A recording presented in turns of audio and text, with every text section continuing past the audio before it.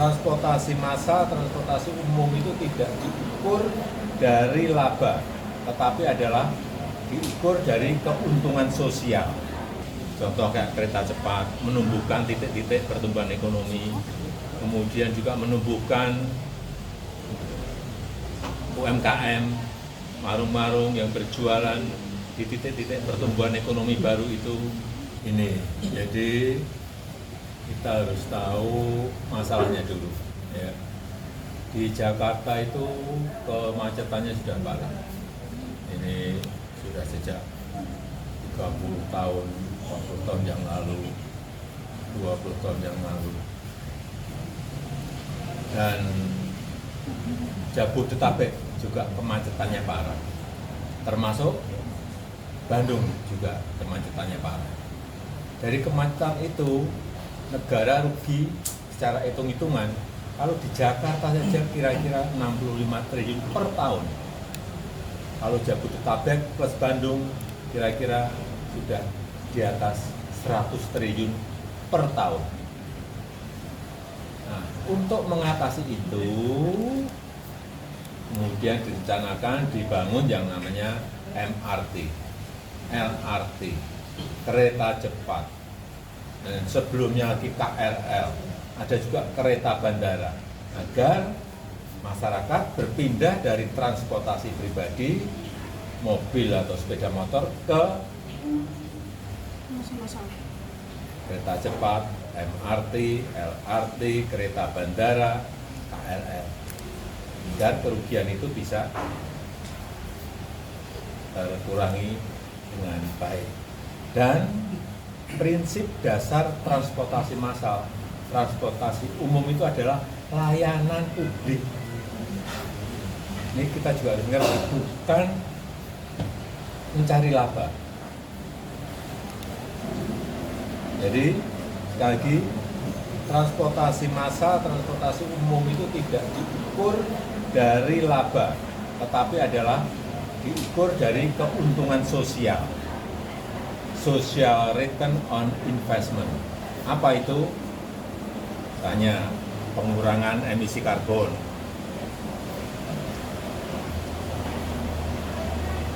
produktivitas dari masyarakat menjadi lebih baik, kemudian apalagi polusi yang berkurang, waktu tempuh yang bisa lebih cepat. Disitulah keuntungan sosial yang didapatkan dari pembangunan transportasi massal. Jadi sekali lagi, kalau ada subsidi, itu adalah investasi,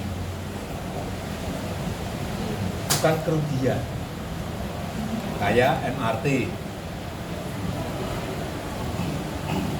itu pemerintah Provinsi DKI Jakarta mensubsidi 800 miliar per tahun.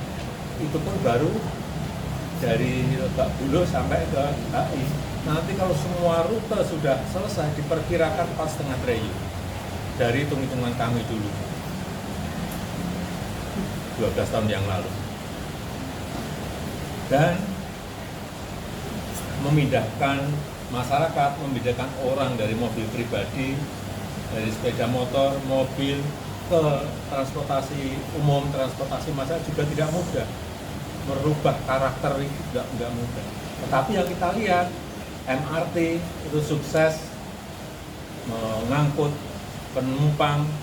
Sejak diluncurkan itu sudah 171 juta penumpang.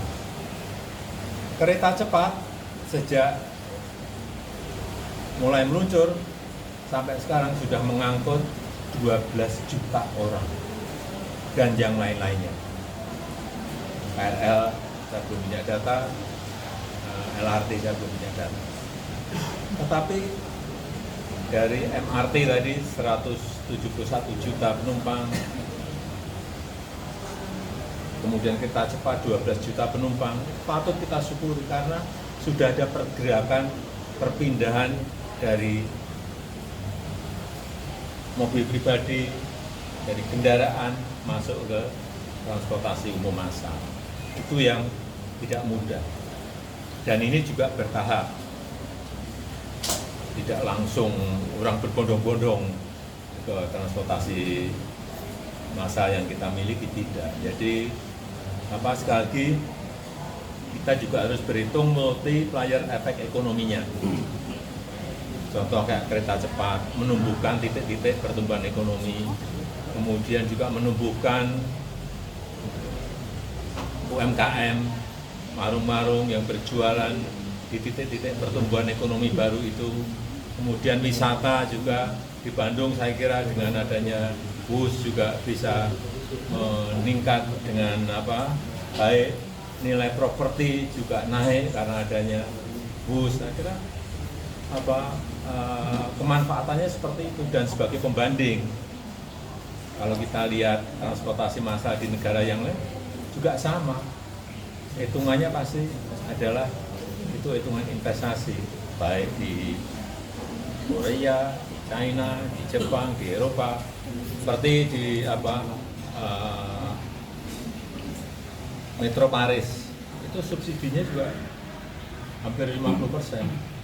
Di London Underground, di metronya London itu juga sama, subsidinya hampir mencapai 50%. Itu sesuatu yang memang harus kita pahami. Artinya kalau untuk hitungan kerugian itu sudah diprediksi itu pun kalau penumpangnya sekarang per hari kan kayak bus itu sudah 19.000 dan sudah mencapai penumpang sampai 12 juta penumpang. Itu kalau setiap tahun naik orang berpindah, ya kerugiannya akan semakin mengecil. Ini kan tahun pertama. Mungkin diperkirakan EBITDA-nya juga sudah positif dan diperkirakan akan lebih turun lagi setelah 6 tahun. 6 tahun. Kalau untuk perkiraan, karena ini tergantung perpindahan orang ya dari transportasi pribadi ke transportasi massal. Kalau tanggapannya yang kerugian bus ini tidak ditanggung APBN seperti apa? Itu kewenangan pemerintah. Saya nggak mau jawab. Pak, untuk rumahnya Pak yang di rumah yang di Colomadu pensiun. Rumah itu masih kewenangan di Kementerian Sekretariat Negara karena masih belum diserahkan pada saya dan saya melihat juga belum selesai.